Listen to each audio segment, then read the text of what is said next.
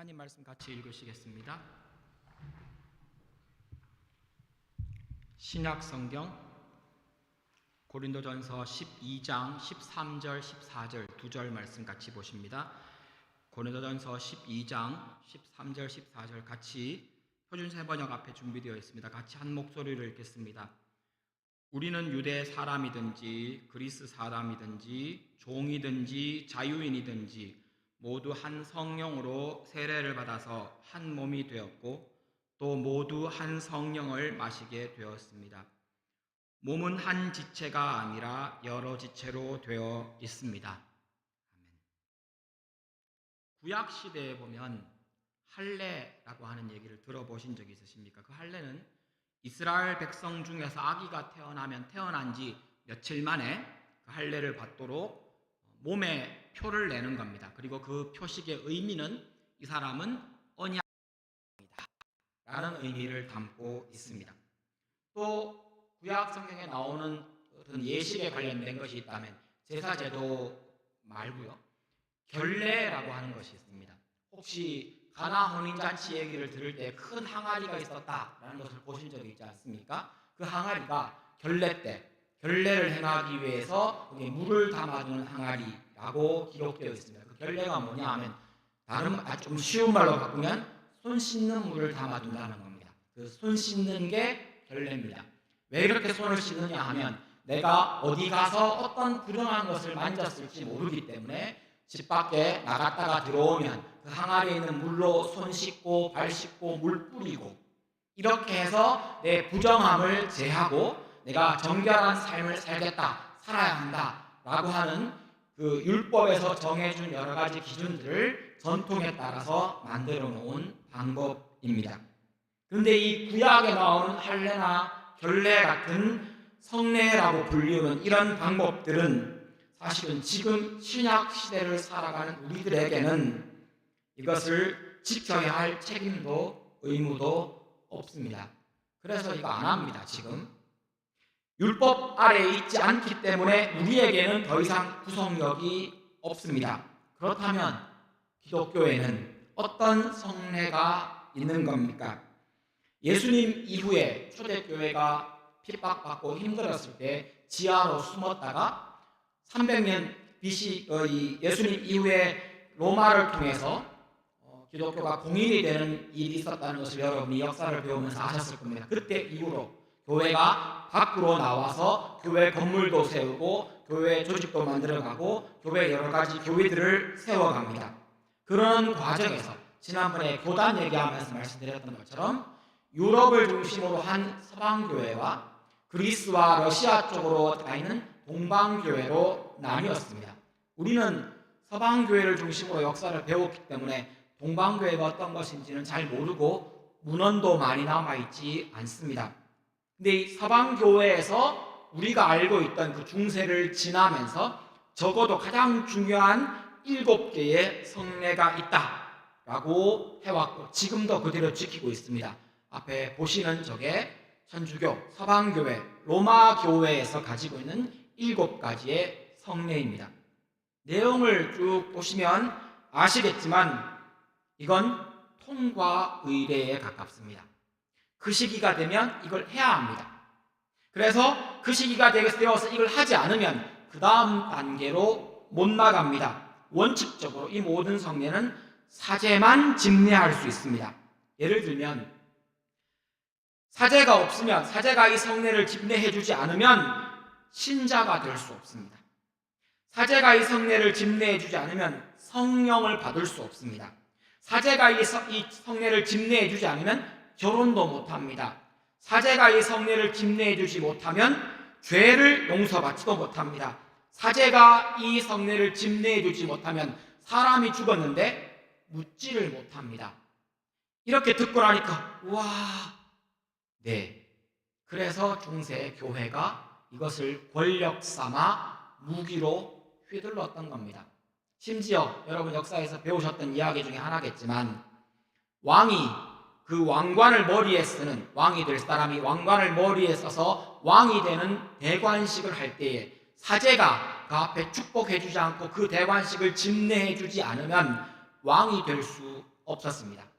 아무리 왕족이라도 아버지가 죽었는데 사제가 없으면 장례식을 치를 수 없으니 자기 아버지의 시체가 썩어가는 것을 눈앞에서 보아야만 했던 겁니다. 동방교회도 사실은 저기 7가지 성례와 크게 다르지 않은 성례의 기준들을 가지고 있습니다. 그러면 우리 교회가 지키고 종교개혁을 통해서 개신교가 특별히 성경 말씀대로 성례를 행하고 있는 데에는 사실은 저 7가지 다가 아니라 사실은 저기에서 2가지를 뽑는 사람도 있지만 사실은 제가 보기에는 그 성격이 전혀 다릅니다. 성경이 말하고, 아니 예수님이 직접 이렇게 2가지는 꼭 해라 라고 말씀하신 2가지 성례가 있는데 그것이 침례와 주의 만찬입니다. 개신교는 이것만을 성례라고 여깁니다. 저희 교회도 그것만을 성례로 여깁니다. 유아 세례나 혹은 헌화식에 대한 이야기는 나중에 좀 설명할 게 더 붙어 있기 때문에 나중에 기회가 되면 설명을 드리겠지만 사실은 유아 세례나 혹은 헌화식은 성례라고 볼 수 없는 몇 가지 특징을 가지고 있습니다. 오늘 살펴볼 것이 바로 이겁니다. 어디 가셔서 오늘 이야기 이 설교도 사실은 여러분 평생에 제가 보기엔 딱 한 번만 들으면 됩니다. 다음에 또 들을 필요는 없습니다. 물론 그 의미를 곱씹기 위해서 말씀을 묵상할 수는 있지만 구별하고 분별하기 위해 여러분이 아셔야 되는 몇 가지만 기억하시면 좋을 것 같습니다. 침례와 주의 만찬, 성만찬, 이 2 성례를 기억하는데 이 2 문장을 기억해 두십시오. 첫 번째는 성례는 예수를 믿는 신앙 고백입니다. 이게 예식이 아니고요, 통과 의례라고 생각하지 마십시오. 이건 신앙 고백입니다. 또한 성례는 개인과 공동체가 함께 하는 겁니다. 이 2가지 문장에서 나오는 중요한 단어들, 예수, 믿음, 고백, 혹은 개인, 공동체, 이런 단어들이 이후에 침례식과 혹은 주의 만찬을 어떻게 설명하는지를 한번 보시면 좋겠습니다. 먼저 첫 번째로는 예수 믿음을 고백한 개인이 한 공동체가 되는 것, 이게 침례식입니다. 다시 한번 얘기하겠습니다. 예수 믿는 그 믿음을 고백한 한 개인이 공동체 안으로 들어오는 것이 침례식입니다. 통과 의례가 아니고요, 신앙 고백입니다. 예수가 함께 죽고 예수와 함께 산다는 것이 침례식의 신앙 고백입니다. 영어로 베프티즘이라고 불리우는 이 침례라는 말은 한국말로 여러분 한국교회에서 들으셨다면 세례라는 말로 더 자주 들으셨고, 여러분이 가지고 계신 성경에 세례라고 적혀 있습니다. 근데 본래 의미는 이 밥티소라고 하는 이 그리스어가, 이 말이 성경에 나오는 단어들 중에 물에 잠긴다라는 뜻을 가지고 있는 단어입니다. 그래서 바르게 이 의미를 가져와야 한다면 씻는다, 죄를 씻는다는 의미의 세례가 아니라 물에 잠긴다라는 의미의 침례라는 용어를 사용해야만 합니다. 그런데 왜 자꾸 세례라고 쓰느냐고요? 그 용어가 서방교회와 천주교를 통해서 우리에게 들어왔기 때문입니다. 로마 교회에서도 정교회, 동방교회에서도 사실은 씻는다는, 죄를 씻는다는 의미의 세례로 사용합니다. 그런데 성경은 죄를 씻는다는 의미의 세례가 아니라 물에 잠긴다라는 의미의 침례라고 하는 밥티소라고 하는 단어를 사용하고 있다는 겁니다. 이 말이 물에 잠기는 게 뭐가 그렇게 중요합니까? 이게 진짜 중요한 겁니다. 제가 이 얘기를 하니까 저희 교회가 또 침례교단에 속해 있으니까 여러분들이 역시 침례교단에서는 그렇게 강조하지 이렇게 말씀하시겠지만, 저는 장로교 신학교를 나온 장로교 목사입니다. 그럼에도 불구하고 성경대로 이야기해야 한다면 침례가 더 성경적입니다. 왜 그렇습니까? 물에 잠기는 것이 그 침례의 가장 중요한 의미를 담고 있는 행동이기 때문입니다. 로마서 6장에 보면 이 침례에 대한 정확한 의미를 사도 바울이 설명해 줍니다. 로마서 6장 4절입니다. 그러므로 우리는 그분의 죽으심과 연합하여 세례, 침례를 받음으로, 그분과 함께 묻혔습니다. 이게 무슨 말인가 하면 침례 받으면서 그리스도와 함께 물속에 들어갑니다. 물속에 들어가면 나 죽었습니다. 이게 침례입니다. 그리고는 그 다음 구절입니다. 이것은 그리스도께서 죽은 사람들 가운데서 아버지의 영광으로 살리심을 받은 것과 같이 우리도 새로운 생명 가운데서 살아가게 하려는 것입니다. 물 밖으로 나오며 예수가 죽음의 권세를 이기고 부활하셨습니다. 내가 그것을 믿습니다. 나도 예수 믿는 나도 예수와 함께 다시 살아났고 살아날 것입니다 라는 것을 몸으로 행동으로 고백하는 것이 침례라는 겁니다. 6장 5절은 이어집니다. 우리가 그의 죽으심과 같은 죽음으로 그와 연합하는 사람이 되었으면 또한 분명히 그의 부활하심과 같은 부활로 그와 연합하는 사람이 될 것입니다. 이 중요한 예수 그리스도에 대한 죽음과 부활에 대한 고백을 침례라고 하는 형식을 통해 물속에 들어갔다가 나오면서 행동으로 고백합니다. 내 옛사람은 죽었습니다. 이제 예수와 함께 내게 새 생명이 주어졌고 새 삶을 살겠습니다. 이것이 침례가 가지고 있는 몸으로 하는 행동의 신앙 고백입니다. 6장 6절을 보시면 우리는 우리의 옛사람이 그리스도와 함께 십자가에 달려서 죽은 것이 죄의 몸을 멸하여서 우리가 다시는 죄의 노예가 되지 않게 하려는 것임을 압니다. 침례 받는 사람이 이 고백을 한다는 겁니다. 내 옛사람은 죽었습니다. 이제 예수와 함께 새로운 생명, 새로운 삶으로 살겠습니다. 그래서 로마서 6장 7절에 죽은 사람은 이미 죄의 세력에서 해방되었습니다. 정죄함이 없습니다. 이제 나는 그리스도 안에서 새로운 피조물입니다 라는 고백을 할 수 있게 되는 겁니다. 이어지는 8절에 보면 우리가 그리스도와 함께 죽었으면 그와 함께 우리도 또한 살아날 것임을 믿습니다. 이 신앙 고백이 침례에 그대로 반영되어 있습니다.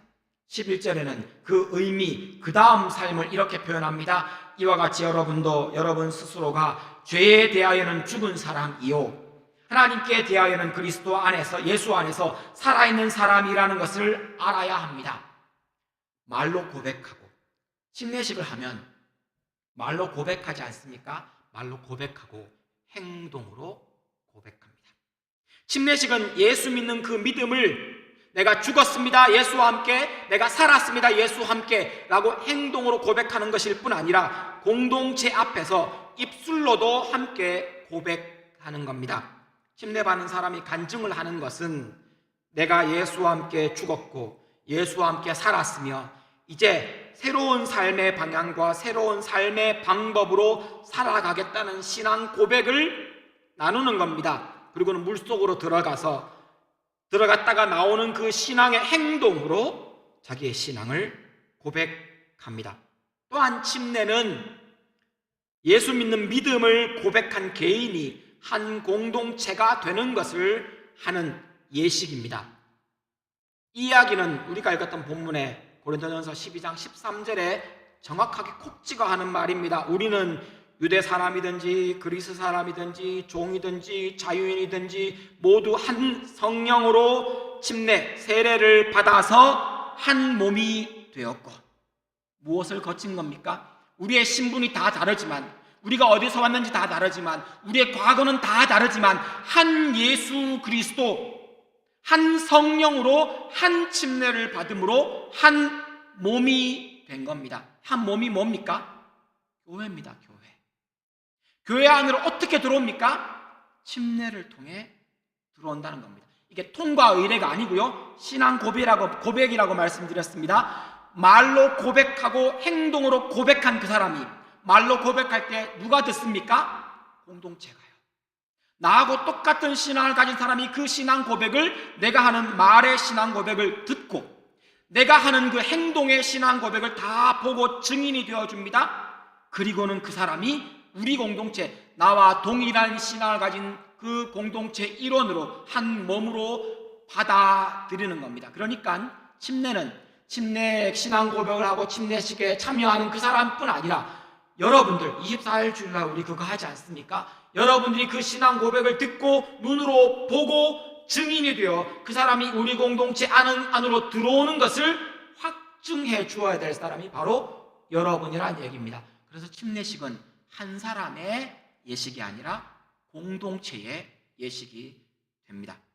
침례식이 예수 믿는 한 사람이 공동체의 일원, 공동체 안으로 들어오는 것을 의미한다면 그 반대 방향도 필요하지 않겠습니까? 그게 주의 만찬입니다. 주의 만찬은 예수 믿음으로 한 공동체를 이루었는데 근데 다양한 지체가 있다. 각각 다양한 사람들이 한 세례, 한 침례로 한 공동체가 되었는데 이 한 공동체를 이룬 사람이 그냥 다 하나가 아니라 완전히 다 몰입되어서 다 몰딩되어서 막 섞여버려서 더 이상 누가 누군지 구별 안 되는 그런 종류의 하나가 아니라 하나가 되었는데 그 세부 한 사람 한 사람, 개인 한 사람이 기능도 다르고 모양도 다르고 색깔도 다르고 생각도 다르고 의견도 다를 수 있다는 것, 이게 주의 만찬의 의미입니다. 방향을 보십시오. 침례 받는 건 밖에 있는 사람이, 교회 밖에 있는 사람이 침례를 통해 그 신앙 고백을 통해 교회 안으로 들어오는 신앙 고백이라면, 주의 만찬은 교회 안에 있는 사람들이 우리는 다 한 몸입니다, 우리는 각각 다른 지체, 형제, 자매입니다, 그 하나됨을 유지한 상태에서 우리는 각각 다른 지체들 중 한 부분입니다 라고 고백하는 공동체의 신앙 고백이라는 겁니다.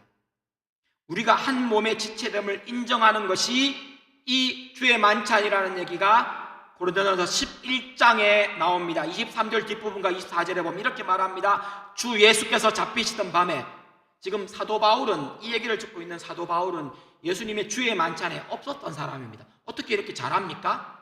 사도 바울이 직접 예수께 들은 이야기입니다. 누구에게 배운 게 아니고요. 사도 바울은 적어도 3년 동안 광야에서 예수 그리스도께 직접 가르침을 받았다라고 성경에 기록합니다. 그가 예수님께 직접 들었습니다. 예수님께서 잡히시던 밤에 내가 그랬단다 하고 바울에게 얘기해 준 겁니다. 어떻게 해요? 빵을 들어서 감사한 후에 떼어서 나누어 주면서 이것은 너희를 위하는 내 몸이다, 이것을 행하여서 나를 기억하여라. 예수님이 우리를 위해서 자기 몸을 내어 주셨다, 그렇게 십자가에 자기 몸을 죽이셨다는 것을 공동체가 모여서 그 떡조각, 빵 조각을, 하나인 그 떡조각을 나누어 떼어서 여러 명이 나누어 먹습니다. 무슨 말입니까? 예수의 몸, 예수님이 십자가에서 죽이신 그 몸을 대신하여 여러분을 예수님의 몸을 삼으셨다는 겁니다. 예수님의 육체의 몸을 죽이고 여러분을 막 모아다가 예수님의 몸을 삼고, 예수님이 하나님 나라로 올라가셨지만 여러분을 이 땅에 예수 그리스도의 몸으로 남겨두신 겁니다. 뭐 하라고요? 예수님의 몸으로서 이 땅을 살아가라고요. 이것이 주의 만찬입니다. 무엇을 기억해야 합니까? 나는 예수 그리스도의 몸이요, 나는 예수 그리스도의 몸의 지체이다. 이 지체란 말을 영어 표현을 보시면 part라고 적혀 있습니다. 부분. 그리고는 12장, 이 얘기를 11장에서 주의 만찬 얘기를 예수님이 하셨다는 얘기를 하고 난 다음에 그 맥락으로 12장이 시작됩니다. 그리고는 우리가 읽었던 본문 14절에 보시면 그렇게 새로 만들어진 예수의 몸은 다양한 여러 지체로 이루어져 있다 라고 기록합니다. 27절은 이렇게 설명합니다. 여러분 그리스도의 몸입니다. 한 사람 한 사람은 그 지체입니다. 이게 하나입니다를 강조하고 있는 문맥 같지만 아니요, 사실은 예수 그리스도의 몸이라고 하는 한 덩어리로부터 여러분들은 각 지체로 나뉘어져 있습니다. 그렇지만 하나를 깨지 않습니다. 각각 흩어져 있는 사람들이 한 신앙으로 그리스도의 몸이 되었는 것이 침례식이라면, 하나의 몸, 그 몸 안에 각각 지체로 존재하는 것, 이것을 고백하는 것이 주의 만찬입니다. 우리들 곧 교회는 예수 그리스도의 몸이며 주의 만찬은 내가 그 몸의 한 부분임을, 나는 그 몸의 한 부분임을 확인하고 우리가 너와 내가 지체되었다, 형제 자매 되었다, 하늘 가족 되었다는 것을 고백하는 예식입니다.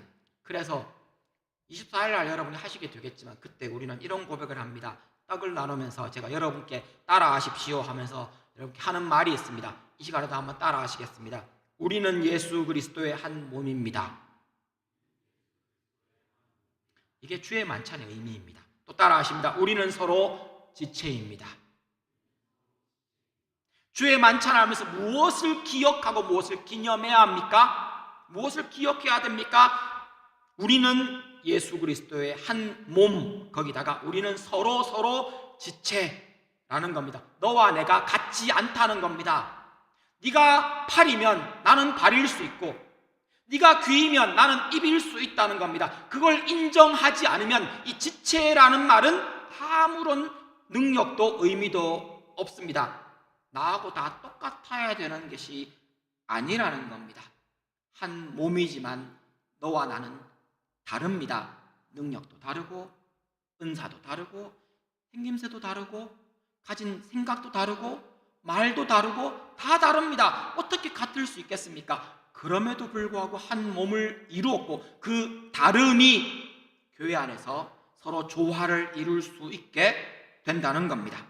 예수님이 떡을 떼시며 빵을 떼시면서 너희는 내 몸을 대신해 이 땅에 남겨놓은 나의 몸이다 라고 말씀하셨다면 그러면 주의 만찬에서 쓰는 포도주는 어떤 의미일까요?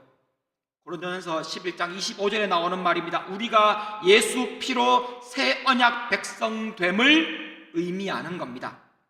11장 25절에 보면 19회 잔도 이와 같이 하시고서 말씀하셨습니다.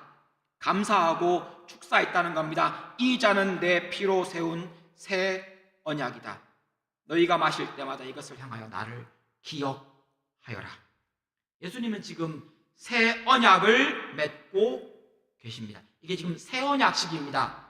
새 언약이 있으니까 옛 언약도 있었다는 말이 아니겠습니까? 옛 언약이 여러분 들으셨던 알고 있는 그 시내산에서 모세가 중재해서 이스라엘 백성과 맺은 하나님 나라 이스라엘이 탄생하는 그게 옛 언약입니다. 조금 더 올라가면 하나님이 아브라함에게 너의 후손을 저 바다의 모래알 같이 저 하늘의 별과 같이 많게 해주겠다. 내가 책임지고 그것을 이루어 주겠다 라고 말씀하신 그것이 옛 언약이라면 사실은 이 옛 언약은 새 언약을 위해서 준비된 언약이었습니다.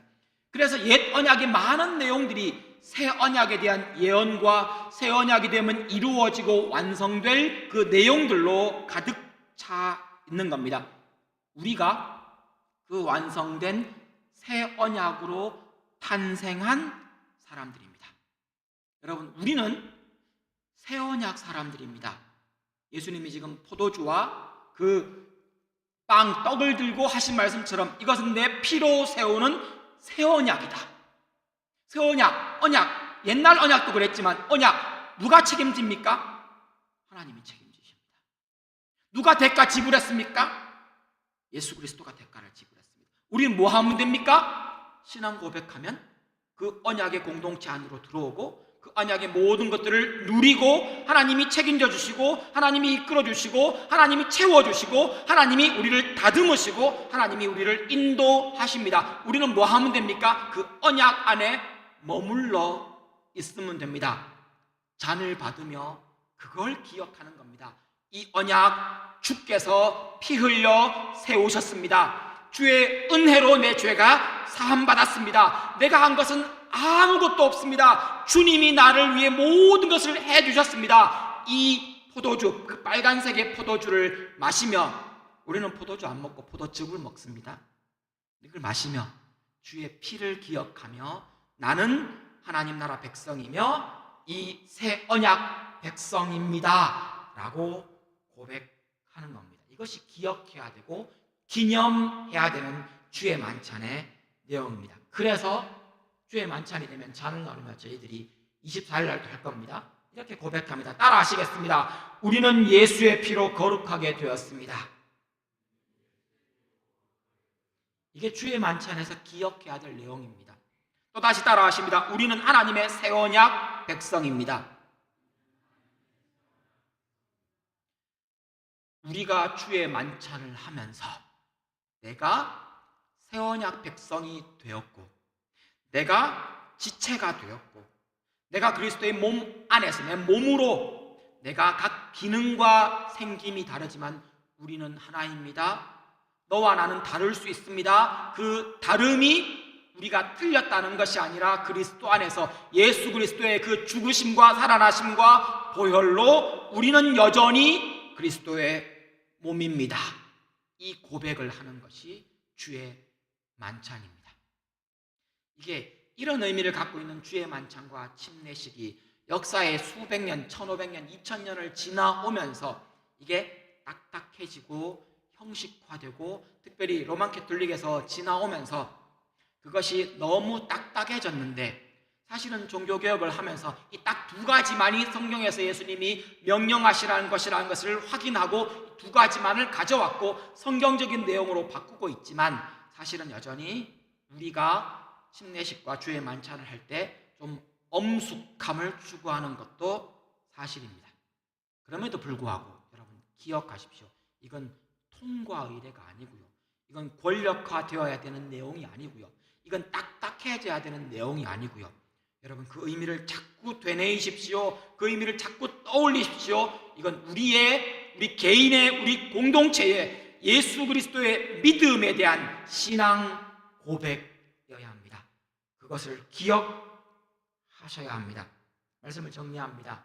침례는 예수 믿어 예수와 함께 옛사람이 죽고, 예수를 믿어 예수와 함께 새 생명을 얻어서 새로운 삶의 방향과 새로운 삶의 방법으로 살아가겠다라고 하는 말과 행동으로의 고백입니다.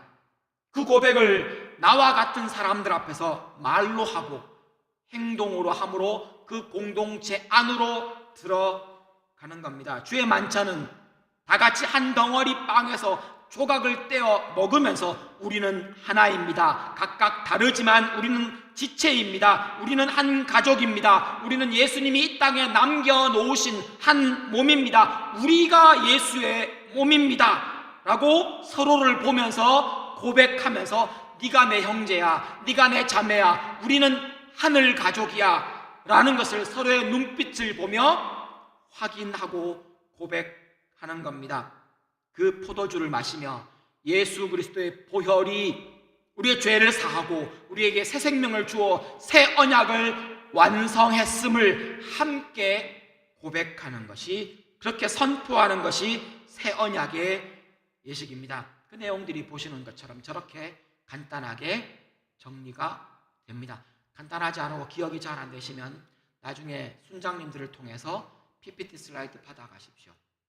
그리고 다시 읽으십시오. 오늘 말씀, 우리 교회의 성례식에 대해서 기억해야 될 의미를 저렇게 한 장으로 요약합니다. 여러분 24일 날 침례식과 주의 만찬이 있습니다. 아직 침례식 받기를 망설이고 계신 분이 계십니까? 여러분 중에 예수 그리스도를 믿으시지만 아직 침례 받지 않으신 분이 계십니까? 이거 통과의 일이 아니고요, 너무 어렵게 생각하지 마시고요, 여러분 신앙 고백입니다. 예수 믿는 사람은 너무 당연하게 침례, 세례 받는 겁니다. 왜요? 신앙 고백이니까요. 공동체 안으로 들어온다라고 하는 신앙 고백이기 때문입니다. 24일날 주의 만찬이 있습니다. 기도하며 주의 만찬을 준비하십시오. 무슨 기도해야겠습니까? 여러분, 이 공동체 안에서 내가 지체입니다. 내 형제 자매들이 여기 있습니다. 내 하늘 가족들이 여기 있습니다. 우리가 예수 그리스도의 피로 새 언약 백성이 되었습니다. 하나님 이거 잊지 않게 해주십시오. 여기가 하나님이 나를 세우신 내 교회입니다. 하나님이 내게 주신 그리스도의 몸, 내가 이 교회의, 이 몸의 한 부분입니다. 나는 새 언약 백성입니다 라는 것을 기억하며 기도로 준비하셔야 하는 겁니다. 24일 주의 만찬과 침례식, 여러분 기도로 준비하시며 하나님이 주시는 은혜를